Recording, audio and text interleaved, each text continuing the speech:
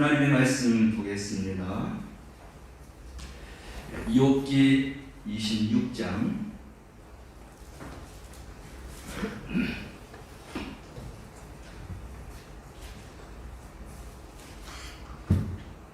1절에서 14절 말씀입니다.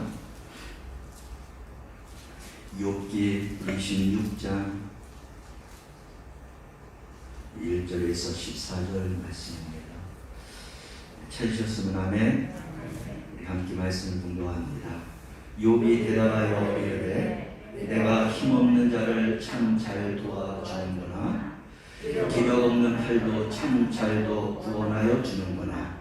지혜 없는 자를 참 잘도 가르치는구나. 큰 지식을 참 잘도 자랑하는구나. 내가 누구를 향하여 말하느냐? 누구의 정신이 내게서 나왔느냐? 죽은 자의 영들이 물 밑에서 떨며 물에서 사는 것들도 그러하도다. 하나님 앞에서는 소울도 벗은 몸으로 드러나며 멸망도 가림이 없습니다. 그는 북쪽을 허공에 펴시며 땅을 아무것도 없는 곳에 매다시며 물을 빽빽한 구름에 싸시며 그 밑에 구름이 찢어지지 아니하느니라. 그는 보름달을 가리시고 자기의 구름을 그 위에 펴시며 수면의 경계를 지으시니 빛과 어두움이 함께 끝나는 곳이니라. 그가 꾸짖은즉 하늘의 기둥이 흔들리며 놀라느니라. 그는 능력으로 바다를 잔잔하게 하시며 지혜로 라합을 깨뜨리시며 그의 입김으로 하늘을 맑게 하시고 손으로 날렵한 뱀을 무찌르시나니 보라, 이런 것들은 그의 행사의 단편일 뿐이요 우리가 그에게서 들은 것도 속삭이는 소리일 뿐이니 그의 큰 능력의 우레소리를 누가 능히 헤아리랴. 아멘. 네, 오늘 수요 저녁예배 생명의 삶 세 번째이죠. 네, 제목을 먼저 함께 읽어볼까요? 헤아릴 수 없는 하나님. 포커스 말씀입니다. 성도는 하나님의 마음으로 남을 대하며 하나님의 거룩하심을 알아가는 사람입니다. 아멘. 한 주 사시면서 함께 은혜 나눌 그런 하나님의 은혜가 있나요?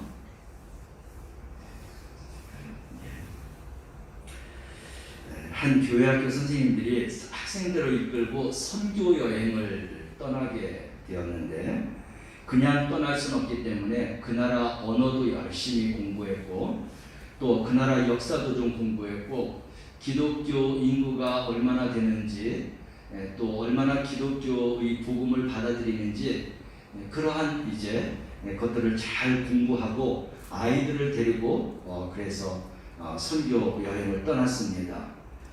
선교 여행을 떠날 때는 정말 큰 부푼 마음을 가지고 기대하는 마음을 가지고 복음을 전하노라고 그렇게 생각하며 갔는데 가자마자 이 아이들이 몸이 아프기 시작했어요. 그래서 이 아이 저의 아이가 계속 몸이 아프자 복음을 좀 가지고 가서 전하고 느끼고 배우고 또 이렇게 나눠주고 하는 그런 정말 기대를 가지고 갔는데 그 일에 대해서는 열심을 할 수가 없었습니다. 왜냐하면 아이들이 돌아가면서 아파갖고 그래서 그 짧은 시간 안에 준비했던 이런 복음을 다 전할 수가 없어서 이 교회학교 선생님이 마음이 굉장히 이렇게 아프기도 하고 그랬습니다. 사역을 마무리하고 이제 돌아올 때가 되었는데 세상에 그 돌아오는 그날까지 학생들이 아픈 겁니다. 그래서 선생님은 그냥 그 아이들이 집으로 건강하게 무사하게 돌아가기만 해도 좋겠다. 그러면서 하나님 앞에 기도를 드렸습니다. 하나님, 이 아이들이 아픈 거 차라리 내가 아팠으면 좋겠습니다. 그러면서 하나님 앞에 기도를 드리는데 하나님께서 그 마음의 문을 두드리면서 하시는 그런 말씀이 있었어요. 지금 너의 그 마음이 이번 선교 여행 동안 내가 품은 마음 중에 가장 내 마음과 가까운 마음이다 라고 하는 이야기를 하더라는 것입니다. 이렇게 뜻하지 않는 하나님의 그런 음성을 들으면서 하나님의 마음을 깨닫게 되었다라고 이제 그 선생님이 간증을 하고 있습니다. 여러분, 우리가 하나님을 믿는 것은 내 마음과 내 생각으로보다도 하나님은 믿음으로 시작해서 믿음으로 믿고 믿음으로 맞춰져야 되는 것입니다.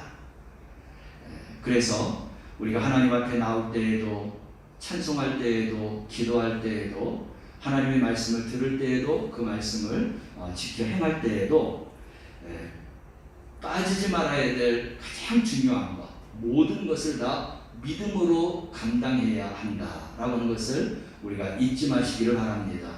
그래야 하나님의 마음을 헤아릴 수가 있고, 그리고 하나님의 뜻대로 나눌 수가 있게 되는 것입니다. 결국은 이 믿음으로 행하라는 것은 내 생각과 내 계획을 물론 열심을 다해서 했지만 그래도 그것은 내려놓고 하나님 앞에 맡기고 그리고 믿음으로 감당해야 한다는 것입니다.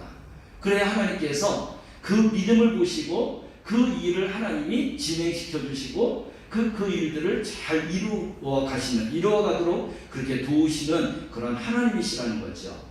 여러분들이 삶 속에서 살아갈 때 물론 나의 계획과 또 나의 어떤 열심과 열정과 그런 모든 생각이 있겠지만 그런 생각 위에 믿음을 가지고 하나님 앞에 맡기고 그 믿음을 따라서 하나님께서 인도해 주시고 또 이끌어 주시는 대로 살아가는 우리 성도들이 되시기를 바랍니다. 믿음이 빠진 신앙은 헛된 신앙이 될 수가 있어요. 그래서 우리는 언제나 내가 믿음으로 감당하고 있는지, 믿음으로 하나님 앞에 나오고 있는지 우리가 늘 돌아보아야 하겠습니다. 오늘 헤아릴 수 없는 하나님이라고 했어요. 그래서 내 힘과 내 생각과 내 지식으로 하나님을 믿으려면 보이는 하나님밖에는 우리가 알 수 없는데 믿음으로 감당하면 우리가 보이지 않는 곳까지도 그 하나님을 알아갈 수 있게 되는 것입니다. 그래서 헤아릴 수 없는 이 하나님은 믿음으로만이 그 하나님의 마음과 생각을 우리가 이제 알 수 있다, 그리고 감당할 수 있다라고 하는 생각을 다시 한번 갖기를 원합니다. 우리 오늘 본문 말씀을 읽었는데 배경 이야기 읽으면서 오늘 내용을 좀 한번 다시 생각하도록 합니다. 빌닷의 세 번째 발언에 대해 대답하자 세 친구를 할 말 없게 만드는 욥의 마지막 발언이 시작됩니다. 앞서 무서운 기세로 욥을 정죄한 빌닷, 욥의 자기 변호를 무시하고 인과 논리로 계속해서 압박했습니다. 그는 하나님 앞에서 사람이 절대로 의로울 수 없다는 엘리바스의 발언을 반복했습니다. 그러나 이는 인과관계를 기반으로 하는 정죄에 한계가 있음을 스스로 인정하는 것입니다. 이제 욥이 자신의 승리를 확신하며 빌닷의 발언을 반박합니다. 그는 친구들과 달리 더 풍성하고 온전한 이해로 하나님을 바라봅니다. 아멘. 친구들이 위로하러 왔으면 위로를 받아야 되는데 욥이 위로를 받지 아니하고 오히려 더 괴롭고 고통스럽고 더 마음이 아프고 나중에는 이 친구들과 변론을 하면서 싸우게 되는 것입니다. 이런 지경까지 오게 되었죠. 이 친구 엘리바스와 빌닷과 소발이 찾아왔는데 욥을 위로하기 위해서 자기들이 알고 있는 하나님의 지식과 지혜 또 모든 생각들을 동원해서 그래서 욥에게 이야기하는 것입니다.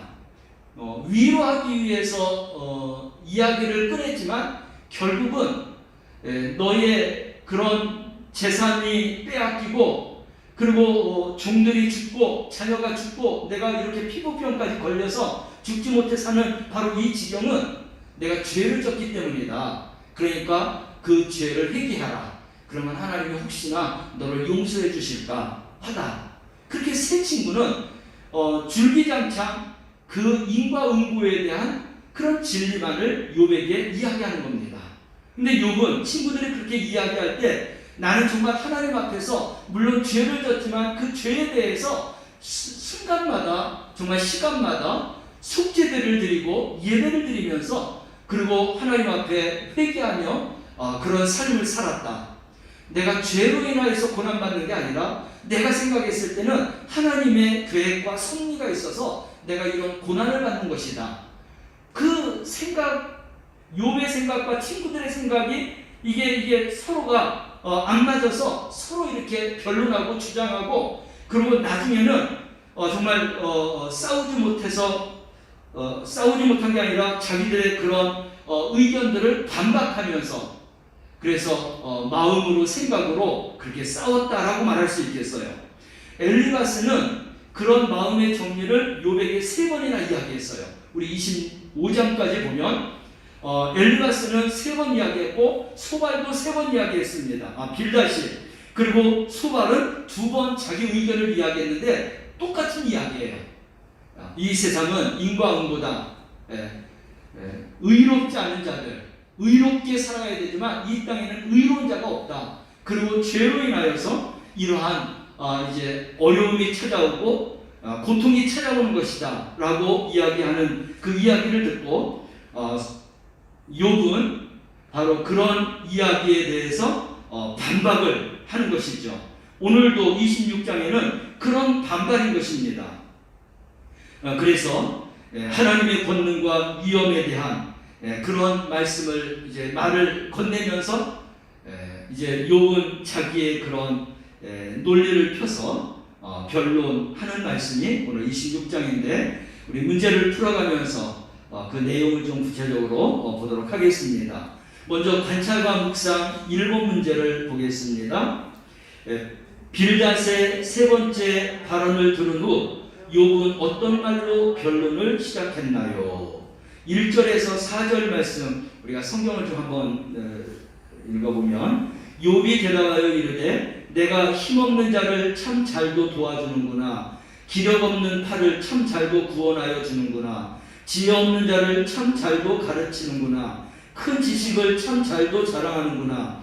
내가 누구를 향하여 말하느냐? 누구의 정신이 내게서 나왔느냐? 라고 이제 욥이 이야기를 시작했습니다. 이것은 욥은 이제 빌닷에게 이야기하는 거예요. 잘도 힘없는 자를 내가 지금 도와주고 있는지, 기력이 없는 팔을 구원해주고 있는지, 지혜가 없는 자를 지금 가르치고 있는지, 이렇게 반의적으로 대답을 하고 있습니다. 그 빌닷이 이야기한 그것이 나에게 위로가 되지 못한다.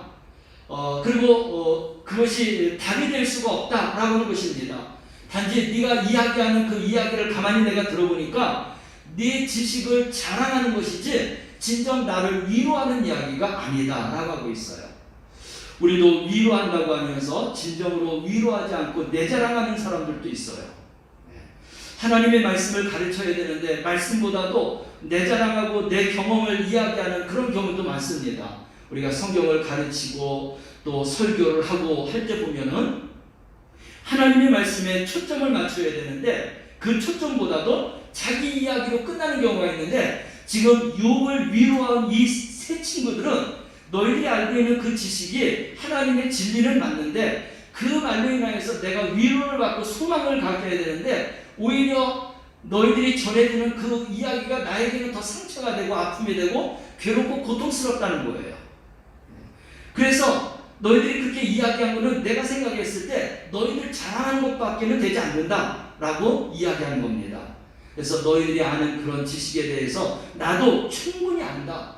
그리고 너희들이 알지 못하는 하나님의 지혜와 지식에 대해서 내가 알고 있다. 그러면서 이후에 펼쳐지는 욥의 이야기를 보면 세 친구가 알지 못하는 하나님의 그런 더 깊은 세계에 대해서 욥이 너희들이 알고 있는 그런 지혜와 지식보다 내가 알고 있는 이런 지혜와 지식을 이렇게 말하면서, 그러면서 욥의 그런 신앙의 깊이를 이제 변론으로 이야기하는 내용이 이후에 계속 되고 있습니다.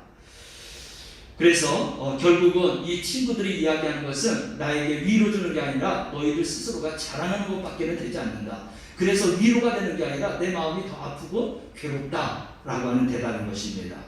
적용과 나눈 1번 문제를 보겠습니다. 말을 할 때 상황에 알맞게 표현하고 상대방을 공감하고 배려하는 것이 왜 중요한가요? 이런 지혜는 어떻게 얻을 수 있나요? 지난번 욥기 할 때는 이런 깊이까지도 저도 잘 알지 못했습니다. 근데 이번에 이 욥기를 하면서 알지 못했던 그런 발견된 그런 말씀이 오늘 이 말씀 속에서 있는데, 빌닷의 발언은 자신이 옳다, 내가 알고 있는 하나님의 지혜와 지식에 대해서 이 바른 것이다, 그러므로 내가 말하는 것에 대해서 내가 잘 지켜야만이 내가 회복될 수 있는 가능성이 있다 라고 그렇게 이제 이야기를 하면서 욥에게 말을 했습니다.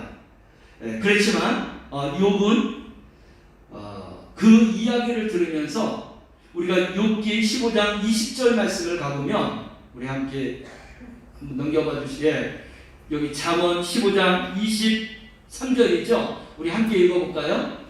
사람은 그 입의 대답으로 말미암아 기쁨을 얻나니 때에 맞는 말이 얼마나 아름다운고. 그러니까 아무리 하나님의 진리의 말씀이라 할지라도 그 말씀을 전하는 것으로만 끝나는 게 아니라, 그 하나님의 진리의 말씀을 우리가 상대방에게 전했을 때 상대방이 그 이야기를 100% 받아들이고, 그리고 마음의 희망과 소망과 격려와 그리고 새로운 변화를 받아서 살아가야만이 그게 하나님의 참된 진리의 말을 전하는 것입니다. 근데 이 욥의 친구들은 너희들이 하나님의 말씀을 아는 건 맞다, 우리가 신명기 아까도 말씀을 드렸지만 하나님의 말씀을 지켜 행하면 정말 세계 모든 민족 위에 뛰어난 백성의 축복을 받는다고 했는데, 그런 좋은 이야기를 할지라도 전할 때에 우리가 잘 전해서 받는 사람이 나도 정말 하나님의 말씀을 지켜서 세계 모든 민족 위에 뛰어난 백성으로 살아가야 되겠다 라고는 이런 희망적인 마음을 가지면 그게 잘 전한 거예요. 위로와 희망을 주는 거예요. 그런데 그런 이야기를 전했는데 그 전해받은 사람이 전혀 그 말을 받아들이지 못하고 오히려 그 이야기를 들을 때 마치 자기 자랑과 같고 그리고 위로가 되지 못한다고 하면 그것은 바르게 전한 것이 아니다. 하나님의 말씀이지만 그러나 받는 사람이 위로가 되고 희망을 가져야 그게 진정한 하나님의 말씀이 되는 것이다. 그래서 때에 맞는 말을 얼마나 우리가 잘 전하느냐에 따라서 그게 아름다운 말이 될 수 있고 상처가 되는 말이 될 수 있다. 그래서 우리가 여기서 배울 수 있는 것은 세 친구들이 나름대로 하나님을 잘 알고 그리고 하나님의 말씀으로 욥을 잘 이렇게 인도하려고 했었지만 그러나 결국은 그렇게 되지 못했습니다. 그래서 우리가 전할 때 정말 잘 전해야 되는 거예요. 내가 하나님의 말씀을 전할 때 받는 사람들이 깨닫게 되고 그 말씀을 통해서 내가 변화가 되어야 되고 그리고 새로운 그런 마음을 가지고 살아가야 하는 것입니다. 욥은 친구들에게 바로 그런 이야기를 하는 거예요. 옳은 말은 맞지만 그러나 그 옳은 말이 나에게는 고통스러우니까 그게 옳은 얘기가 아니다, 위로받는 이야기가 아니다 라고 하고 있습니다. 그래서 이 뒤에 말씀을 읽어보면 이를 통해서 우리 함께 읽어볼까요? 이를 통해 때와 상황에 적절한 말, 상대방의 마음을 헤아리는 말이 경건해 보이는 정죄의 말보다 훨씬 더 지혜롭다는 것을 알 수 있습니다. 사람은 모두 하나님이 보시고 좋았다고 말씀하신 귀한 영혼들이기 때문입니다. 계속 읽습니다. 하나님이 우리를 사랑하신 것 같이 우리도 서로 사랑하는 것이야말로 예수님이 보여주신 최고의 계명입니다. 성경 말씀을 보면 예수님이 전하는 말씀을 듣는 사람들마다 다 변화가 되었어요. 그런 것처럼 우리가 하나님의 말씀을 가지고 사람들에게 전할 때에 그 사람들이 그 말씀을 가지고 변화되어야 한다는 거예요. 선하게, 바르게.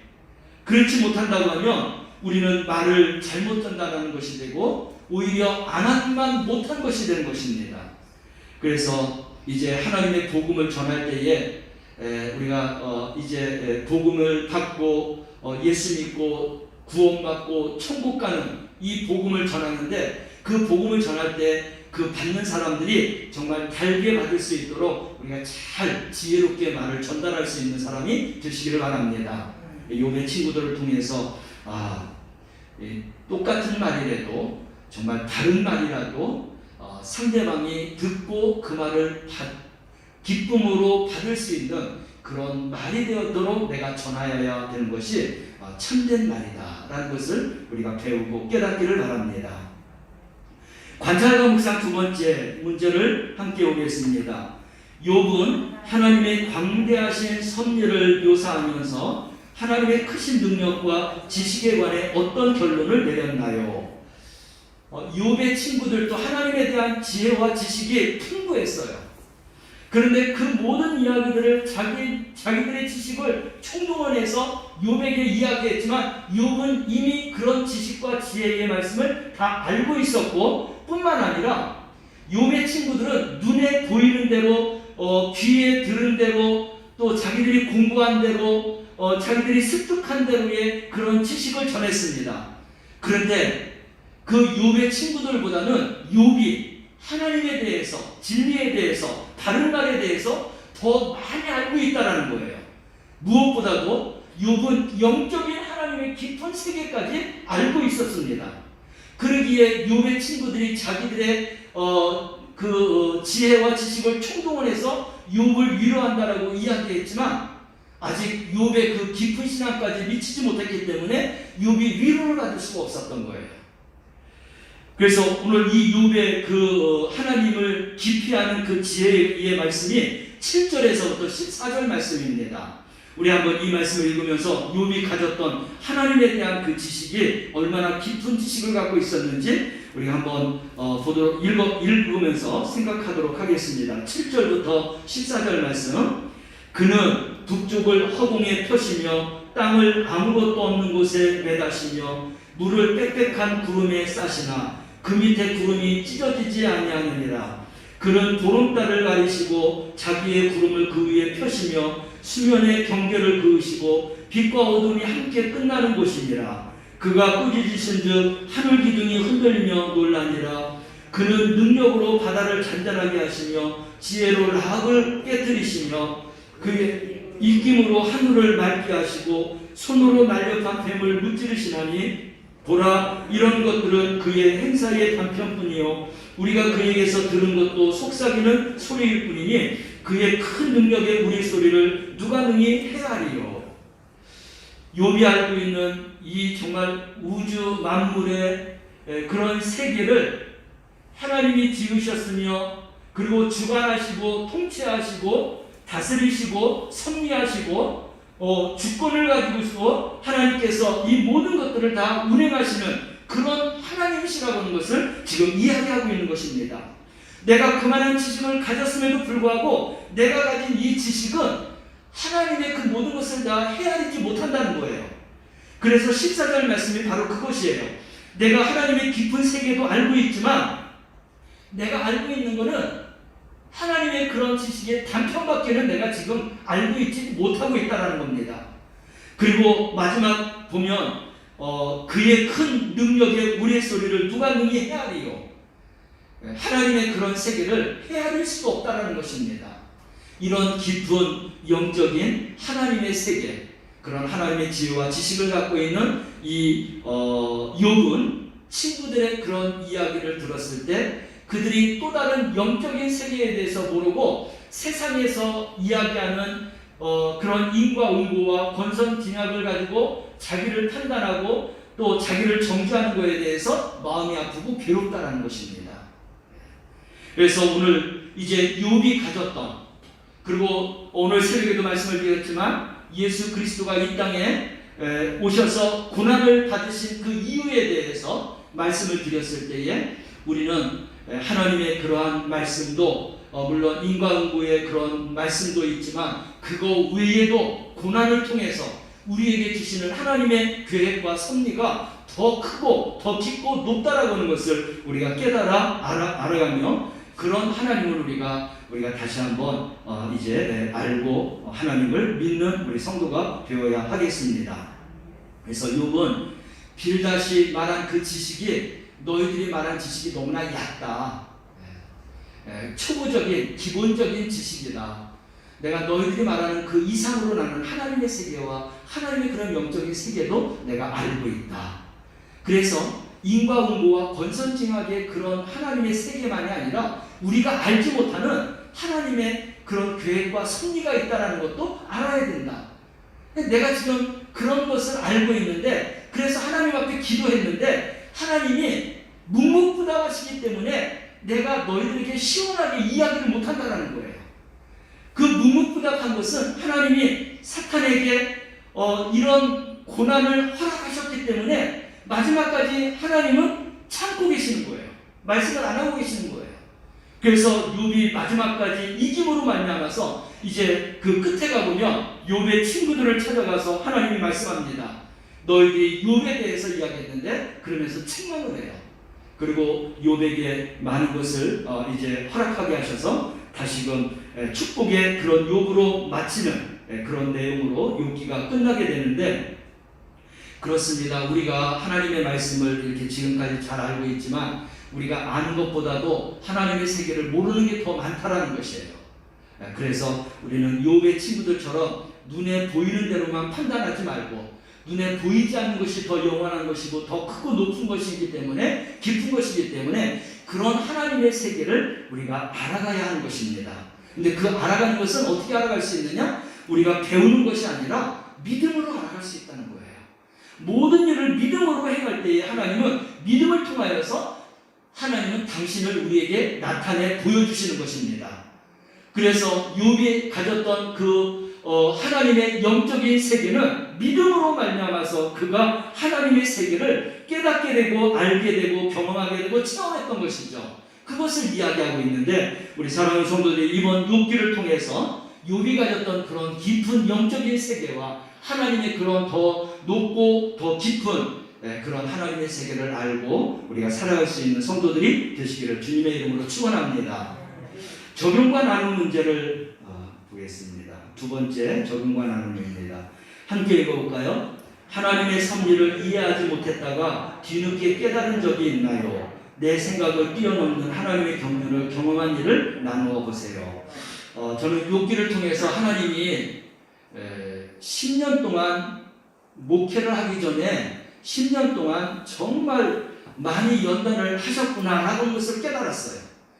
그 10년 동안 불도 2번 났고 한 번마다 다 실패하고, 또 가족들이 또 이렇게 하나님의 부름을 받아서 모두가 다 하나님 나라에 갔고, 마치 누님 한 분이 있지만은 누님도 뭐 경상도에 사시고 잘 안 올라오니까 마치 고아와 같은 그런 마음을 가지고 그렇게 살게 되었습니다. 그러할 때에 많은 그런 고난도 있었고 또 외로움도 있었고, 근데 이 지나고 난 후에 보니까 하나님께서 괜히 그런 고난을 주신 게 아니라 그런 고난을 통해서 더 성공적으로 더 탄탄한 믿음으로 살게 하기 위한 연단과 훈련이었다라는 것을 깨닫고, 그래서 그 이후서부터는 지금까지 살아오면서 후퇴하고 넘어지고 쓰러지고 허튼 길로 가고 그러지 않은 것 같아요. 왜냐하면 10년 동안 하나님이 그렇게 훈련하신 것 때문에 한 걸음 한 걸음을 내디딜 때마다 정말 흔들리지 않는 그런 믿음 안에 살아가고자 하는 그런 신앙으로 살았기에 더 많이 가지는 못했지만, 그러나 이제 실수하거나 또 뭐 좌절에 빠지거나 어떤 수렁에 빠져서 허덕이지는 않았습니다. 그래서 지금까지 이렇게 좀 평안하게 형통하게 올 수 있었던 것, 이게 바로 하나님께서 나에게 고난을 부여주심으로 인한 나의 그런 그런 축복된 길이다라고 생각을 하고 있습니다.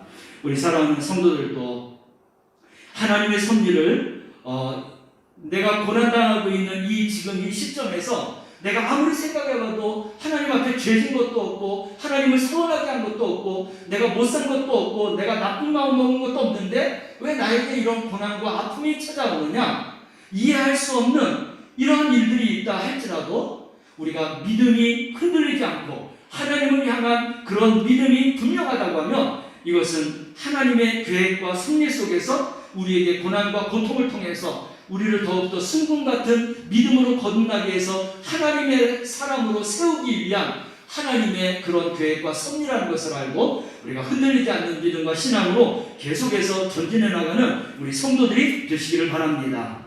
그래서 오늘 제가 이 정리한 것은요, 구약의 인과응보와 권선징악으로 인하여서 축복과 상부만이 아니라 하나님의 세계는 그런 세계 위에 더 하나님의 계획과 섭리하는 세계가 있다라고 하는 것을 정리해서 답을 이렇게 기록해 놨습니다. 읽으면서 우리 다시 한번 생각하겠는데요. 성경은서부터 시작해 보겠습니다. 성경은 하나님에 대한 여러 가지 지식을 가르쳐 줍니다. 인과관계는 하나님의 중요한 공의이기도 합니다. 신명기에서 모세를 통해 주어진 복과 저주는 순종 여부에 따라 주어지는 상과 벌이 나타납니다. 그러나 하나님은 인과관계의 공의에 갇혀 계신 분이 아니라 오히려 율법 외에 나타난 하나님의 한 의로 예수 그리스도를 보내시고 죄인을 용서하신 분이십니다.